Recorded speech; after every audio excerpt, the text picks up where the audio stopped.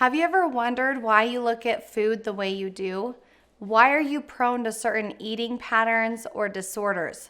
Why do you think certain thoughts when you look at yourself in the mirror? Today, I'm going to tell you why as we go through each of the 9 Enneagram personality types and explain their emotional eating patterns, food orientation, and body judgment. I couldn't believe what a difference it made for me to understand my own personality type so that I can be aware of why I have certain thoughts around food and my body, and now I have the tools to have it work in my favor. As a personal trainer and nutrition fitness specialist, I have worked with thousands of clients and I have seen these patterns over and over again. I coach all of my clients using their Enneagram type so that I know exactly what's motivating someone and what's not motivating someone because everyone is so different. So knowing your motivation pattern helps both of us help you succeed. This knowledge has equipped me with tools to help my clients according to their specific personality types. And this is how a healthy lifestyle sticks and it becomes long-term. If you haven't taken the Enneagram test online, I suggest taking the Truity Enneagram test, and I'm going to include it in the description below if you want to click on that link. I want you to take the test after to see what number you are. I'm going to highlight each number and I will give you a brief overview of the core values and weaknesses of each of these numbers and then move into their emotional eating patterns, their food orientation, and their body judgment. Type 1 is known as the reformer. So they are usually very self-controlled. They can be a little bit of a perfectionist. They can be a little judgmental towards themselves and others. Type 1s usually fear being bad or wrong. So they're always trying to do the right thing. Perfectionism in type 1s can usually become a problem though because they set the bar so high that they become discouraged. So then when they don't meet their expectations, they attack themselves with negative self-talk that undermines their fitness efforts. So they're comparing reality to their inner standard of perfection. And so they tend to have more of this all or nothing mentality around food. And if they are tracking macros, it's tracking to the T. But if they cheat or they get off track, then they binge. It's this very extreme swing. Type 1s usually have a very high skill of self-control. So if they do want to do something, they will. And that includes like suppressing their cravings, not giving in to what they really want to eat because they have to hit their macros. Now, when it comes to body image, type 1s tend to pick themselves apart because of their perfectionism mentality. So they really don't like flaws on their body and they will try to change it if possible. But a healthy one will be able to realize that perfectionism isn't always attainable and they'll be able to work on giving themselves grace.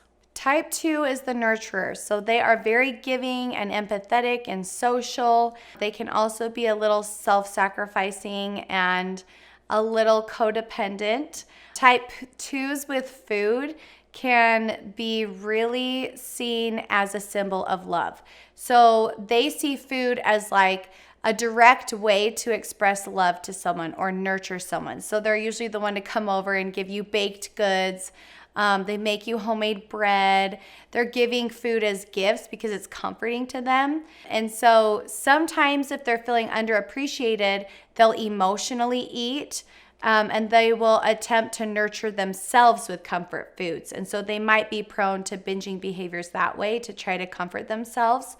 And food sometimes can be used as like to fill their emotional emptiness or unhappiness or it's their emotional medicine. So knowing these habits, it is the first step in moving toward a healthy eating pattern. So in terms of how they judge their bodies, they tend to not be really focused on their bodies. They judge them on their ability to serve others.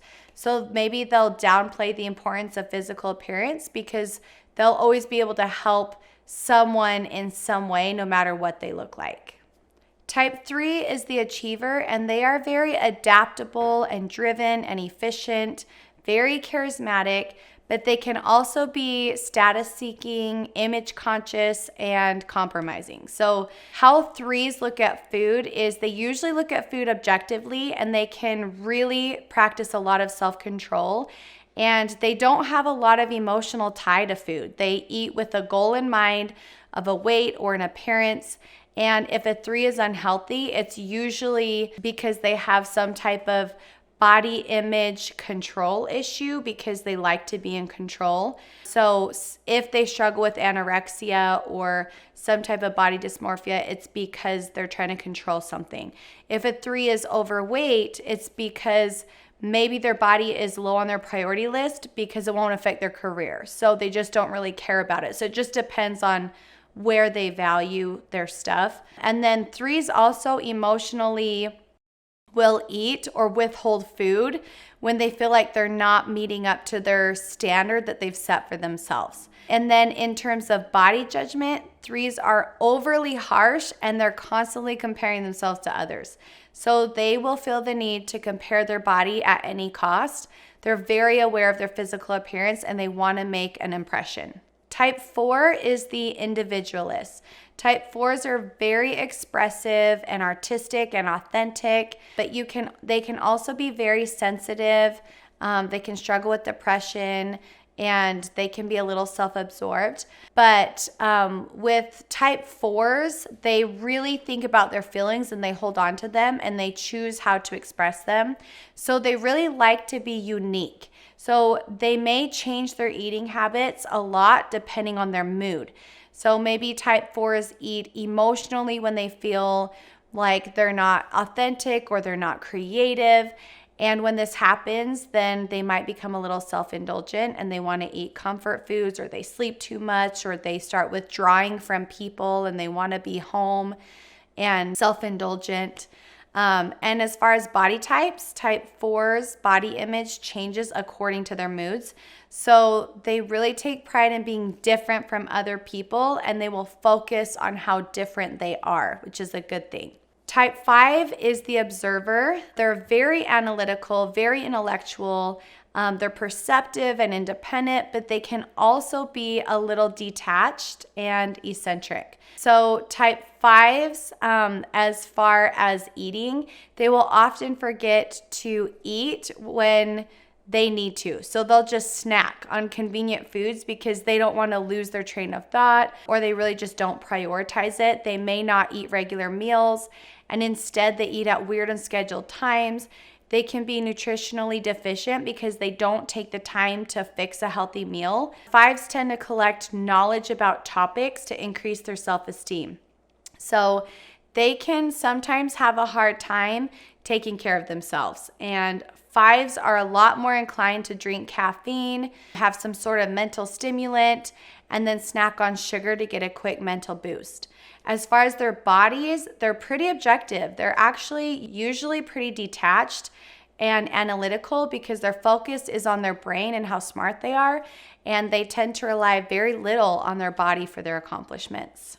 Type 6 is the loyalist. They're very diligent, they're stabilizing. They can also be reactionary and suspicious. 6s usually need others to validate their decisions. They tend to stick to their favorite foods because they love to know what's coming. So if they like something at a restaurant, they will reorder the same thing every time. They like to be in their comfort zone. They like to eat on schedule because they like to know what's coming, okay? And they overeat to clear their plate for money reasons because they don't want to waste money. Type 6s are kind of more of like your meat and potatoes people.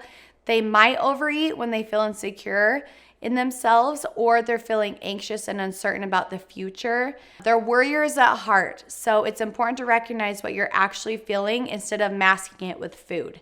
Type 6s also tend to compare themselves as far as their body to others in their group. So they worry that they don't fit in with their body or that they'll fail in some way. And it can be a little bit of a source of anxiety in their life. But physical exercise can always help to relieve that stress and then boost some self-confidence. Type 7 is the enthusiast. They are fun, loving, and visionary, but they can also feel claustrophobic, impulsive, and a little scattered. I'm a type 7, and it was super interesting to read about my personality type because it was actually spot on. Type 7s usually want one of everything on the dining menu because they want to try it all, and they easily feel deprived and have a really hard time accepting that healthy choices are the best if they're like less tasty or not indulgent. 7s tend to eat mindlessly when they're feeling bored or deprived. They like to distract themselves when they're feeling stressed, so food can become an excitement for them. When it comes to body image, 7s are pretty lenient with how they see themselves. They don't want to be weighed down with negative thoughts, so they really tend to justify everything. And 7s try to maintain a very positive outlook through distraction and future planning. For a 7, it would really help to write down what you want and talk yourself through the fact that you're not missing out by eating healthy food. It's okay to eat healthy food. You don't always have to indulge. You don't always have to have FOMO at the party or at the restaurant, and you'll help get to your goal a little sooner. Type 8 is the challenger. They are powerful and passionate. They're a true leader, but they can also be a little domineering or excessive. So type 8s have a very strong, lustful craving regarding food.